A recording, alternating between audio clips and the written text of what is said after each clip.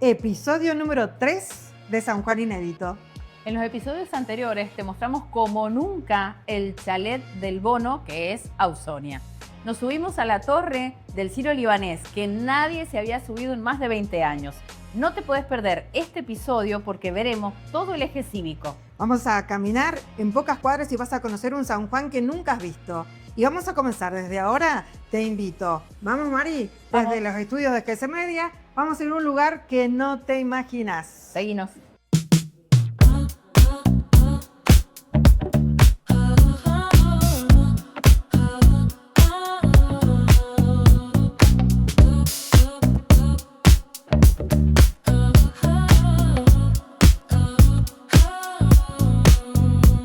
¿A que no sabes dónde vamos? ¿Al cementerio? Sí. No. ¿Te ¿Por gustan qué? los No, cementerios? en te gustan. absoluto. Bueno, yo no soy tan amante de los cementerios, Mm. pero en realidad existe una tendencia a nivel mundial de hacer necroturismo. ¿Qué es lo que es esto? Sí. Es el turismo alrededor de los cementerios. Exacto. O los lugares de casa de descanso. Sí, sí.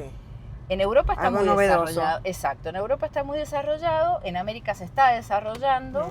Pero no es como lo vemos nosotros, No. sino que es más una cuestión Cul- educativa, Exacto. cultural y edilicia. Porque viste que ahora vale ser rico, el más rico del cementerio.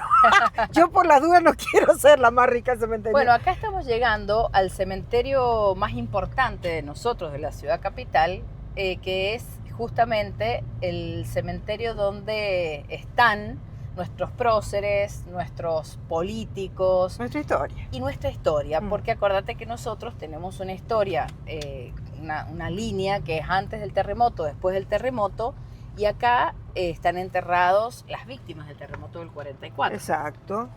Vamos a verlo. Vamos a ver de qué se trata. Uno de los lugares más visitados con necroturismo es el cementerio de la Recoleta. 1 millón de visitantes anualmente. Otro es el de Córdoba, el de San Jerónimo, que recibe mensualmente más de 100 personas. Y acá, en este cementerio de la capital, en la provincia de San Juan, está enterrado, por ejemplo, Benavides, que fue gobernador. Toda la familia de Domingo Faustino Sarmiento. Sí, señor. Y gobernadores muy importantes, como por ejemplo Abelín, que ha dejado un mapa del agua y su impronta. Américo García, Ruperto Godoy y también las víctimas, como decíamos recién, del terremoto del 44. En las ciudades, en las provincias, a las calles se les ponen nombres que pueden ser de otros lugares importantes o también de próceres que ya han fallecido. Como por ejemplo Ignacio de la Rosa, Cereceto, Meglioli, todas esas calles que uno transita, bueno, esas personas que fueron tan pero tan importantes están sepultadas acá y tuvieron una gran historia. Benavides también. Vamos a Lo pueden verlo. visitar. Comenzamos este recorrido, pero no lo podemos hacer caminando porque son muchísimas calles. Sí, yo te invito, vení. Transporte gratuito para las personas que no pueden caminar o para todo público, niños y grandes. Yo Subimos, me subí acá atrás. comenzamos.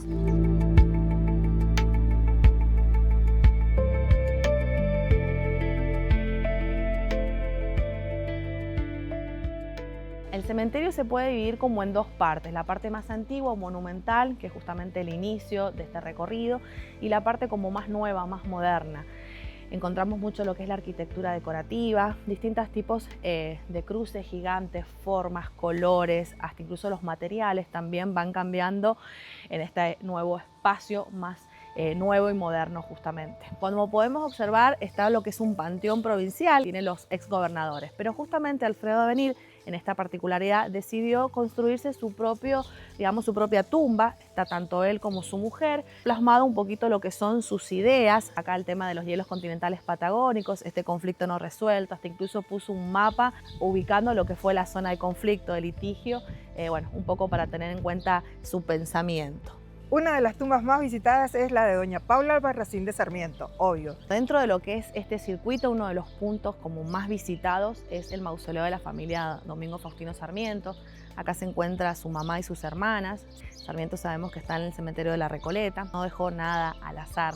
Él estuvo en cada detalle justamente pensando cómo iban a construir este mausoleo. Hasta incluso envió una carta, que es parte del fragmento que podemos observar, que le escribió a su hermana Bienvenida, contándole un poquito cómo quería que fuera este espacio. Él además también había dejado, digamos, dinero como para comprar Claro.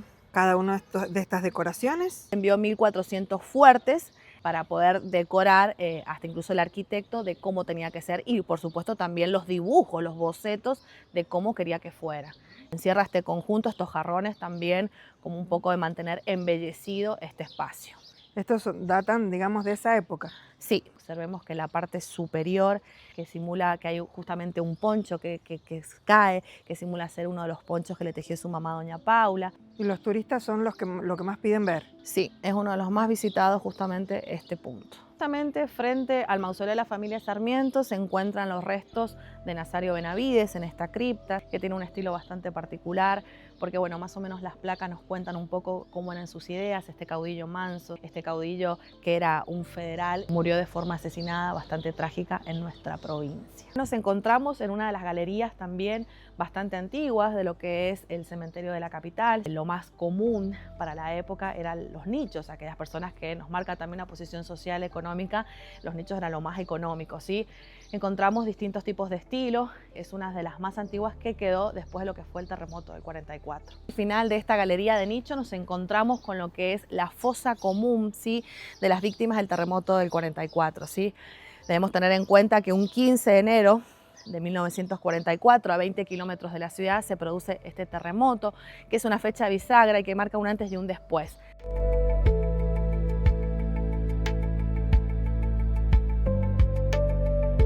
Es la tumba que más flores tiene. Lo vienen a visitar muchísimas personas de San Juan, de Mendoza, de La Rioja, al padre Mariano Gianelli. Todos los 13 se celebran misa acá en su tumba. Acá se encuentran los restos del padre Mariano Gianelli. Es muy visitado y lo podemos observar justamente en el cuidado, en las flores que cada una de las personas viene y le deja justamente a este padre, por los pedidos también que justamente le hacen y la cantidad de plaquitas que tiene justamente en el frente de este mausoleo, ¿sí?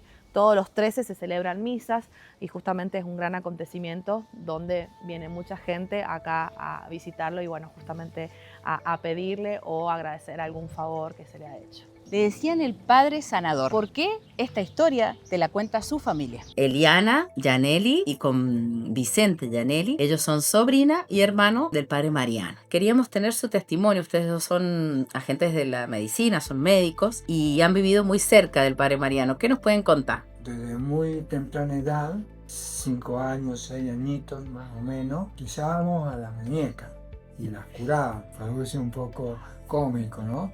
Pero le sacamos una fuente a la mamá y con la bombilla del mate, él con eso mojaba y la bautizaba a la muñeca. La familia de ustedes era una familia religiosa, vivían cerca de la Basílica de San Parado. Sí, sí. Bueno, mi padre fue monaguillo. ¿Y cuántos hermanos son ustedes, Vicente? 4. 4. Mariano es el más chico. El más chico es Mariano. ¿Con qué edad murió Mariano? Casi 50 años. Iba a cumplir 50. Eli, y vos que fuiste su sobrina y no sé si es la sobrina más grande. No, mi primo, tengo un primo, Bien. es el sobrino más grande. Bueno, con mi primo, bueno, mi hermano y yo, era como que nuestro tío muy especial. Yo tenía una infancia muy linda con él, tengo hermosos recuerdos con él. Y yo siempre cuando terminaba el colegio le pedía a mis papás ir a pasar las vacaciones allá. Pues la verdad que me divertía un montón. Lo llevaba en misa con las ofrendas. Allá tienen un campanario, entonces tocábamos la campana cada vez para anunciar la misa. Siempre se habló que el padre Mariano era el padre sanador. ¿Ustedes cómo lo vivenciaron? ¿Usted, Vicente, cómo vivenciaba eso? Usted que es también es médico, ¿no? Sí, yo pienso mucho y creo mucho en Dios y pienso que las bendiciones y los pedidos que uno hace ponen de manifiesto la presencia de la ley divina. Él decía que todo hacía Dios. La gente lo seguía, por lo que lo nombraban así, el cura sanador, pero él decía que con todo, cuando uno ponía fe en la oración o lo que uno quería intencionar, pedir o agradecer, él como que era un intermediario. Él escuchaba mucho a la gente, entonces él decía que cuando uno pedía mucho con fe, se podía cumplir. Se habló mucho cuando vivía el padre Mariano como pasa con estos sacerdotes sanadores, que a veces incomodan a las autoridades eclesiásticas. Entonces se habló de que ya en Luján hacía como muchos milagros y fue trasladado a Caucete. Fue un poco que incomodaba, ¿o no? Sí, fue trasladado allá porque pensaron que en ese momento nadie iba a ir. Claro, que a más de unos 30 kilómetros. Claro. Claro, que nadie iba a ir ya a visitar, así como hacia acá. Y No, no. se llenó de gente Claro, y después de muchos años, más de 20 años, lo trasladan a Hachal. Más lejos. claro, Más lejos todavía. lejos todavía. Y la Pensar, gente lo una caravana que nunca vi. llega el traslado y el día que él fallece, que es el 4 de octubre. Es algo tan lindo que después de tantos años lo sigan recordando. Y está bueno esto para la gente joven que por ahí no lo conoce mucho, darles nuestra voz y decirle quién fue realmente. Y es muy lindo que lo sigan recordando.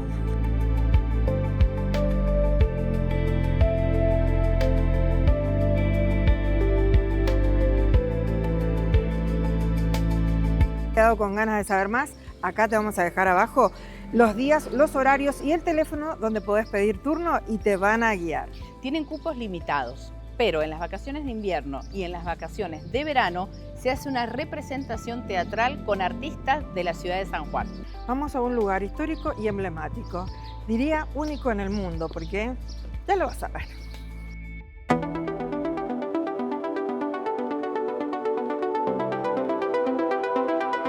Vamos a ir, Fabi, a algo que se ha denominado durante todos estos últimos años el eje cívico, el comienzo del eje cívico, que es el Auditorium Juan Victoria. El eje cívico viene a abarcar una parte importante de San Juan, que sería Parque de Mayo, tenemos Plaza el museo, España. Plaza España, Centro Cívico, Teatro El Bicentenario, La legislatura, Y el la Museo zona de Bellas cultural. Artes. Todo eso es el eje cívico, que podríamos decir que antes eran la estación San Martín y la estación Belgrano. Fabi, llegamos al Auditorium Juan Victoria. ¡Qué bueno! Mira quién nos espera. Espera, Rolando. El guardián del auditorium. ¡Qué bueno! ¡Qué buen recibimiento! Bienvenidos. No anda. Yo soy guardián. Bueno, pero Son muchos los guardianes del auditorio. ¿cuántos años? 10 años acá. Y otros más en otros lugares, pero siempre... Pero en esta zona cercana, capaz de más 20. Sí. Desde los 17 años. Vos sos músico. Sí. Bien, ¿y a qué te has dedicado siempre? A la música. Pero Guitarrista. Pero no, o sea, estudié muy poquito tiempo acá en la escuela de música. Y después sí me dediqué soy autodidacta y he tenido la suerte de que la música me ha podido llevar por distintas partes del mundo y desde hace un tiempo estoy acá. te premiaron con el Templo de la Música de San Juan. Es casi un premio. ¡Qué bueno! ¿Qué te parece si empezamos a recorrer y nos contás detalles? Bueno, La idea del ingeniero Juan Victoria era un gran complejo cultural, artístico, musical. exactamente. Lamentablemente se concretaron 2 partes nada más. ¿Por Eh, qué? ¿Qué pasó? Supongo que debe ser por falta de presupuesto. Algo que nunca pasa en la Argentina. Supongo que debe ser por eso, estoy casi seguro que fue por eso. Juan Victoria tenía el objetivo de que este auditorio, que en realidad fue concebido como Escuela Superior de Música y sala auditorio. Exacto. Lo que pasa es que el tiempo fue ganando, la sala fue ganando protagonismo, casi como que la Escuela Superior de Música pasó a un segundo plano. De hecho, todo lo que armó Victoria con esa Escuela Superior de Música, con 22 aulas preparadas acústicamente para el dictado de clases de posgrado, hoy es ocupado por la Escuela de Música, que depende de la universidad, con las carreras, ¿no?, que tiene la Escuela de Música. Ojalá que algún día se pueda terminar el edificio de la Escuela de Música completo y que sea una realidad esa Escuela Superior de Música que estaba Como una destinado... escuela de posgrado sería. Eso es lo que quería Juan Victoria. Claro. ¿Por qué superó esto a lo otro? Porque eso es importante que sepa la gente. Y la sala superó todas las expectativas, porque primero nadie puede creer que en una provincia como San Juan tengamos instalada una de las 10 mejores salas del mundo por la calidad de su acústica. Y siempre se dijo la mejor de Sudamérica. Claro, Y el otro tema que es muy llamativo es que es una de las pocas salas en el mundo que tiene un órgano litúrgico dentro de una sala de concierto con la calidad extraordinaria de acústica que tiene la Que no es sala. solamente para la parte litúrgica, sino se amplió al público y cualquier Totalmente. persona puede venir a No, tocar. Claro, y Totalmente. porque la mayoría de estos órganos se ubicaban en las parroquias, e iglesias. Siempre en Europa vos vas a encontrar los grandes órganos están en Parroquia. las iglesias. Que saliera de esos ámbitos, viniera acá, Claro. y eso hizo que vinieran figuras internacionales. ¿Quién Totalmente. estuvo acá? Contanos. Y acá ha estado Piazzolla, ha estado en el año 72 en este auditorio. Que Mercedes se inauguró en Sosa. 1971, 70. 70. Ujú. Y en el Pero- 72 ya vino Piazzolla. Pero en el año 69, uno de los primeros conciertos que se hacen en la sala lo hace Opus 4, ¿Qué tal? cuando no habían butacas todavía. 56 años atrás, Rolando. No. Por Ni- Dios. no habían eran butacas, gradas. eran gradas nada más, y no estaba la alfombra todavía. Ujú. Juan Victoria tuvo la visión y él soñaba también con que esta sala se convirtiera en la gran sala de grabación de orquestas de todo el mundo, ¿no? ¿Por qué esa pasión de Juan Victoria por un lugar como esto para la música? Porque era músico. Claro, él tocaba el cello. Claro, era Sí, músico. Disfrutaba. Entonces- Dice su nieto que se acuerda que él se encerraba en el sótano y Sí, tocaba sí. para él. Era músico y yo creo que ahí es donde está el secreto para esa empatía que tuvo, ¿no? Para poder conseguir un espacio que sea de gran contención para desarrollar la actividad artística musical. En ese gran complejo que él tenía pensado estaba una escuela de arte, un teatro que se iba a construir En lo que es el terreno anfiteatro. del anfiteatro por allá. ¿Con qué materiales está hecho? ¿Cuál es el secreto? ¿El material de la madera? Mira, tiene que ver, todo lo que tenga que ver con la acústica, tiene que ver con un análisis del nivel de absorción acústica que tenga cada uno de los elementos. No es casual que las butacas sean de cuero, no es casual que la alfombra tenga 1,5 centímetros, que la madera no esté barnizada. Todos esos detalles tienen mucho que ver. Nosotros estamos con un proyecto para restaurar las butacas y para poder hacer ese trabajo en algún futuro. Nosotros hemos tenido que hacer un ensayo acústico que se ha hecho en La Plata para que nos den los resultados de cuál es la absorción acústica exacta que tienen las butacas originales, cosa que las nuevas tengan exactamente los mismos valores, porque si no, correr el riesgo de modificar la acústica de la sala y ahí dejaríamos de estar entre las 10 mejores salas del mundo. Y ustedes podrán escuchar que el piano parece que lo están tocando acá. Sin embargo, nos separan unos cuantos metros. Sí. Esa es la característica de este lugar, que la persona que se sienta al final puede escuchar lo mismo que al principio. Perfectamente, en Ujú. cualquiera de las 946 butacas que tiene el auditorio, podés escuchar exactamente igual. Es porque las paredes son curvas y además la madera, como decíamos con María Beatriz, fue todo pensado. Una genialidad. Mira, lo de las maderas curvas tiene que ver con que en los espacios, para tener una buena acústica, debes romper todo lo que sea paralelo, Ujú. Claro, ¿ves? para que no interrumpa. Para que no refleje un sonido con otro. Mm. Contanos qué te dicen los artistas cuando vienen, porque acá han tocado rock melódico, ha venido Destino San Javier, ha venido Jairo, unas voces privilegiadas que pueden cantar hasta a capela acá, por supuesto. Mira, la gente primero se sorprende de encontrar esto en San Juan, porque lamentablemente la gente de Buenos Aires concretamente mira al interior como que un poquito a menos, como decimos, ¿no? Pero por ejemplo el otro día vino Marcela Morelo. Lloraba la chica. Se decía, no puedo creer que esto esté en San Juan. Qué fuerte. Muy fuerte, y ella dice, no había estado nunca en este lugar. No cantaron acá adentro, pero estuvieron los tipitos, estuvieron en el anfiteatro. Claro. Y yo siempre les Los muestro, invitas a que conozcan. claro. Y ellos estaban pero Fascinados. fascinados. Manuel Wills, Valeria Lynch. Valeria Lynch me dijo, ¿podré cantar un tema a capela? Perfectamente lo podés hacer, y de hecho lo hizo. De los artistas populares, desde un tiempo ahora han pasado, te diría que casi todos. Lito Vitale, con Sandra Mianovich, Baglietto, Hilda Lizarazu, Pero Lito Vitale hizo la reedición de su disco Ese Amigo del Alma y lo grabó con la Sinfónica de San Juan. Y lo grabó acá en esta sala. Muy bien. Que también nos permitió llevar la música de la orquesta sinfónica junto con un artista popular, que fue una cosa muy interesante en el sentido de que por ahí la música popular es también, como la miran, como que es una música de menor, menos. y no es así, o sea, la música es una sola y cuando está bien hecha es extraordinaria toda la música, absolutamente Vos sos toda. un enamorado de la música.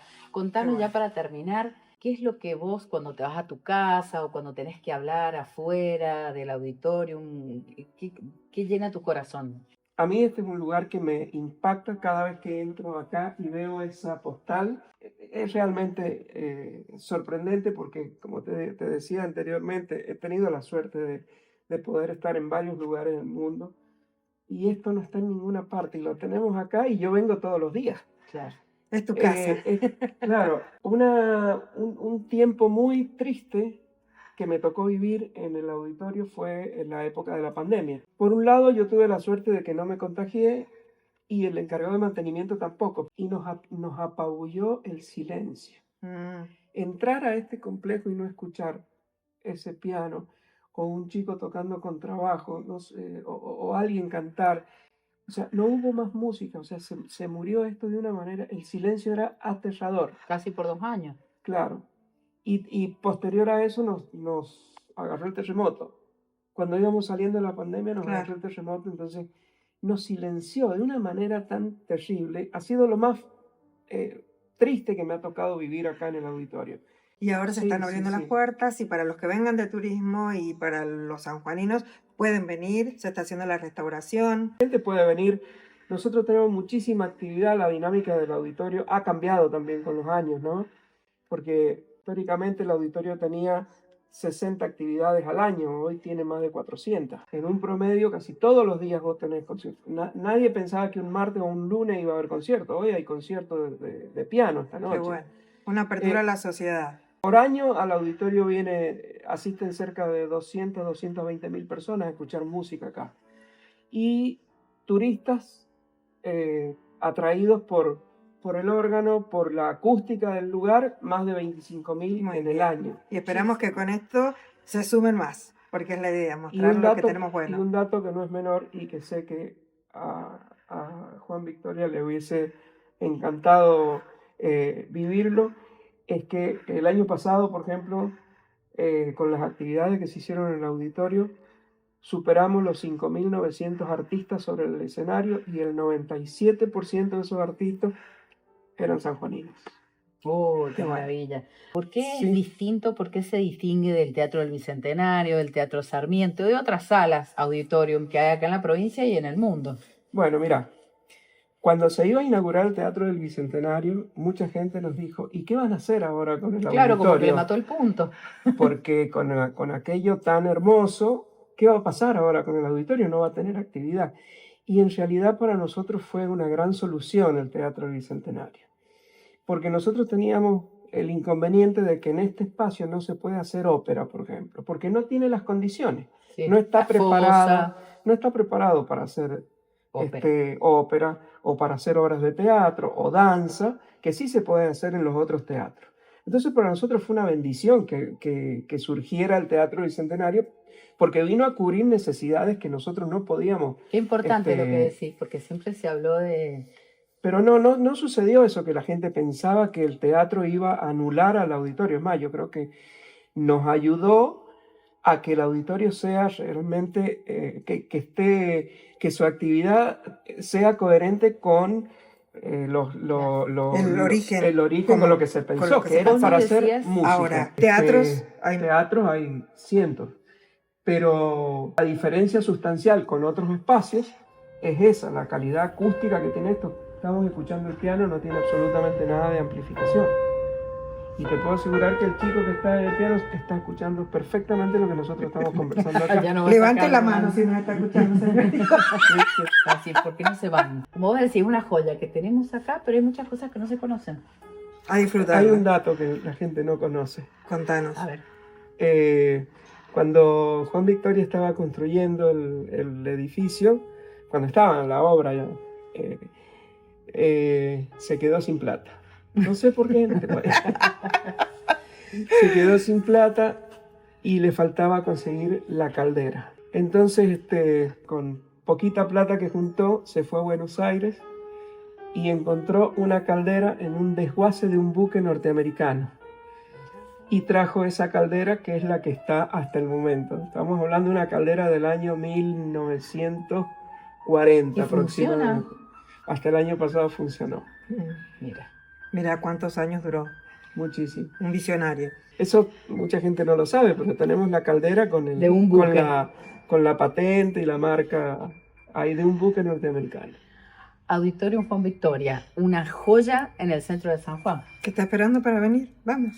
Ajá, ¿te pensabas que no íbamos a escuchar esto? Mira lo que es esto. Estamos justo con un alumno, como decía recién Rolando, y vamos a estar acá viendo cómo suena el órgano. ¿Cómo está compuesto el órgano?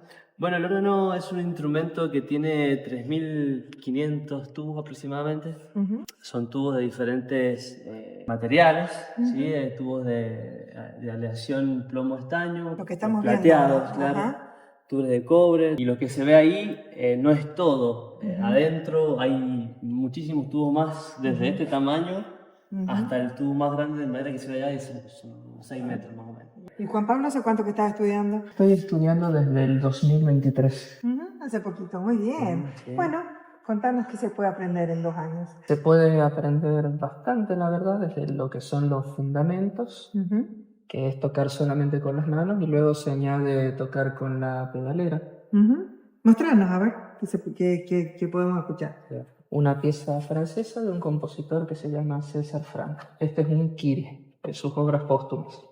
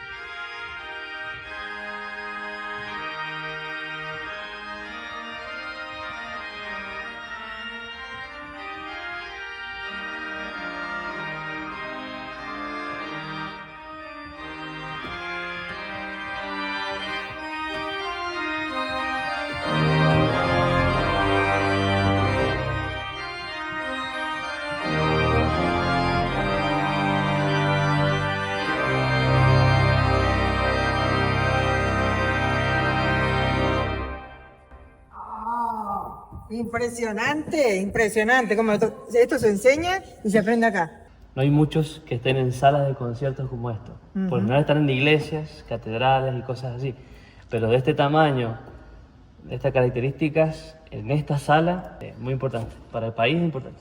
Y molestamos un ratito a Diego Colombo, que él es la parte de restauración y de... Contanos un poquito de qué hace exactamente. Bueno, aquí mi función es el mantenimiento del piano, afinación, y el mantenimiento del órgano también, afinación, reparación de tubos, limpieza, todas esas cosas. ¿Cada cuánto lo haces? El piano, cada vez que hay conciertos, el piano se tiene que afinar, sí o sí. Por lo general, todas las semanas, a veces 2 o 3 veces por semana. ¿Algún dato curioso que vos decís, esto no lo sabe la gente y sin embargo lo hacemos acá? Este piano, por ejemplo, es uno de los pianos más importantes que viene en realidad. ¿Un piano de cola? Sí, un piano de cola, marca Steinway. Es el piano, digamos, de conciertos de las salas del mundo, digamos. El valor monetario debe ser increíble. Sí, y $300.000 más o menos es lo que sale un instrumento de esto. Por eso estamos hablando de que es no sé, es el Ferrari de la Fórmula 1, así, de la música. Y tenemos dos, así que este y el que está en el teatro. Ya todos los que vienen se sorprenden, hacen como dos notitas, tin, tin, y se sienten el placer de lo que es el mecanismo, de lo que es esto. A ver, hacernos dos notitas y sentimos el placer, a ver cómo es el mecanismo, aunque no sabemos nada.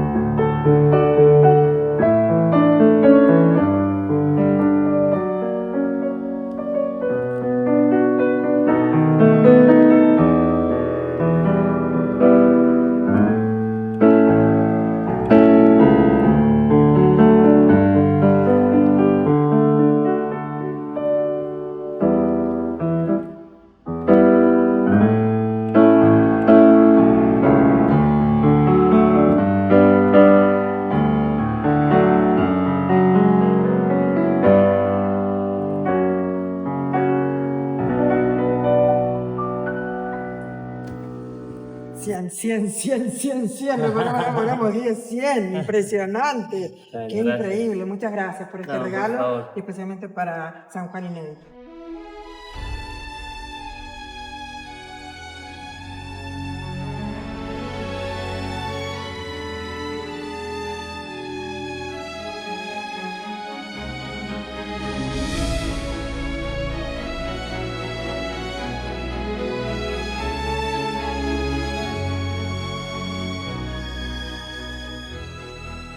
Alguien que nos puede contar mejor quién fue Juan Victoria es su nuera, quien nos esperó en su casa.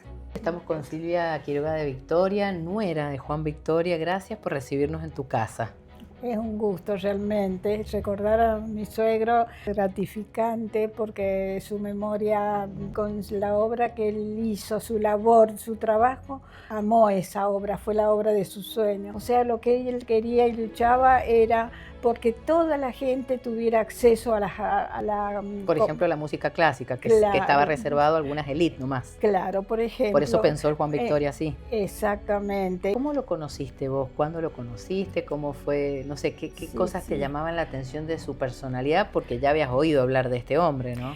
En realidad vivíamos cerca de Juan Victoria y su familia y nosotros, bueno, éramos todavía chicas, 15 años, 16 años, me conocí a Juan como era antes, necesito en una festita familiar. Y bueno, después pronto ya nos pusimos de novios, tuve 7 años de novia, así que lo pude conocer. Antes no íbamos mucho a las casas de los novios, pero solía ir a almorzar, me invitaban y bueno, él siempre hacía algo para la comida, digamos, no le costaba hacer nada, porque él tenía una forma de ser que hacía de todo. Todo lo hacía bien, todo era lo habilidoso. hacía bien. Realmente una capacidad extraordinaria para todas las cosas, las fáciles y las difíciles. Y tenía, yo lo que le admiro y lo valoro desde ahora también, es que todo lo que él emprendía lo terminaba, no dejaba cosas hechas, empezaba una cosa y dejaba, y le costaba luchar y no lo conseguía. Y no, al contrario, él se lo proponía y lo cumplía, realmente lo terminaba cada cosa. En realidad, Juan Victoria tenía una personalidad fuerte, carácter casi diría un poco difícil, pero realmente era en el fondo sabía que tenía un corazón tan grande, un hombre profundo y de profundas convicciones. Exactamente. Bueno, fue ministro también, fue ministro ocupó varias veces Claro, ministerio. trabajó con el gobierno de Ruperto Godoy, con Américo García. Sí, fue un visionario realmente, una persona que quiso, él no lo expresaba tal vez tanto, pero lo era así, sentía. Lo manifestaba, lo vivía. Lo vivía. Todo lo que él propuso para nuestra provincia lo hizo consiguió.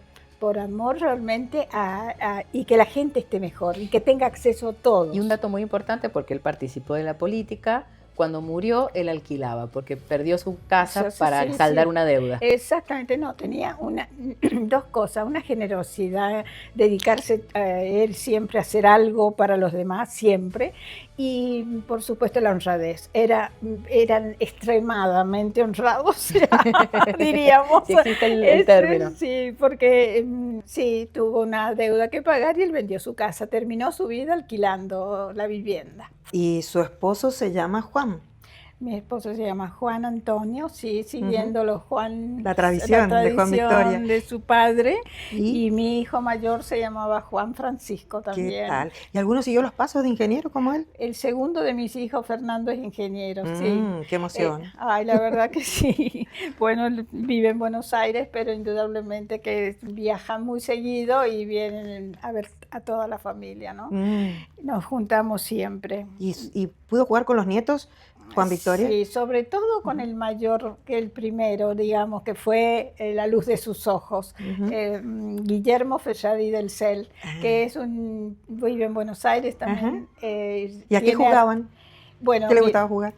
jugaban a todos los juegos de chico y todo pensante, eso sí, todo era para pensar. Y el ajedrez era lo que más les gustaba, ¿no? Eso era... Y sí, ahí Mari, lo que hablábamos recién con María, ¿no? Sí. Cómo se nota la impronta y lo que dejan Ya lo una vez creo. que su familia lo ve actuar. Estaba mirando ahí un montón de cosas que ha hecho, no solamente que se dedicó a la parte de la música, sino a la parte hidroeléctrica del embalse Punta Negra, que uno dice, wow, ¿cuántos años estamos hablando? Sí, Y él estuvo en los proyectos.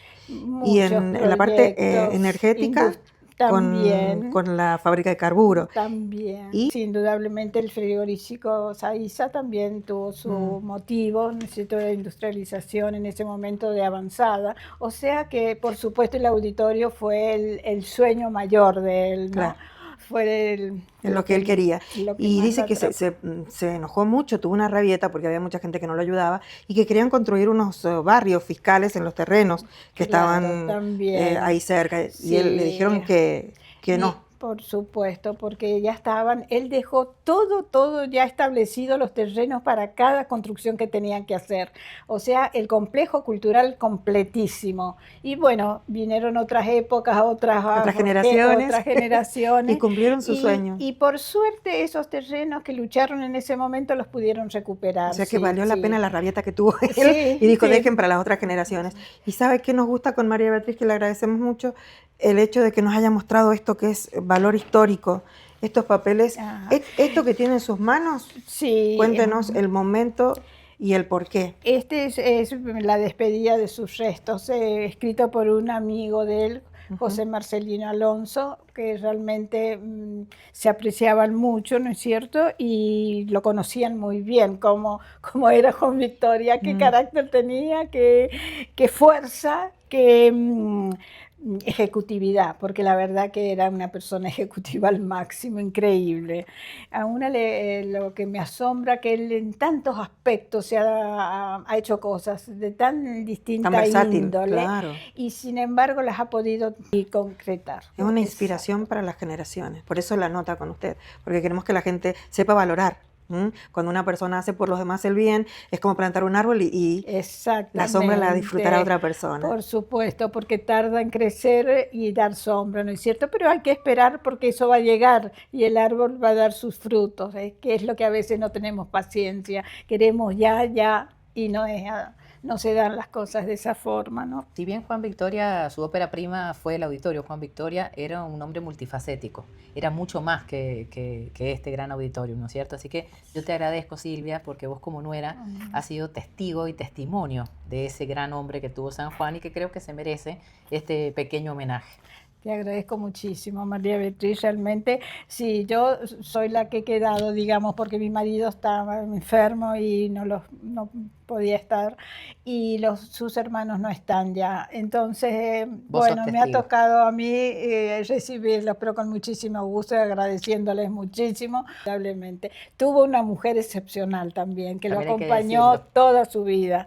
Y porque a estos hombres que son así tan fuertes y con tantas posibilidades, los tiene que acompañar una mujer excepcional. Y bueno, Coca era una mujer excelente en todo sentido y que se preocupaba también y sufría al lado de él. Exactamente. Así Bien. es que... Muchísimas gracias. No, mi amiga Beatriz, gracias a vos y a ustedes, muchísimas gracias a ustedes, porque ha sido un rato muy... yo soy muy temerosa, muy tímida, y no habla con nadie, no habla en la prensa, nunca has hablado en la prensa, por eso esto es inédito. Así que realmente les agradezco muchísimo a ustedes. Bueno, gracias a vos por recibirnos, gracias. Esto es San Juan Inédito con más secretos. Salimos del auditorio para seguir visitando el eje cívico de San Juan, pero nos hemos quedado sin tiempo. Así es que esto fue todo por hoy. En el próximo programa, acompáñanos a continuar este recorrido y además ver las opciones gastronómicas de nuestra ciudad. ¡Nos vemos!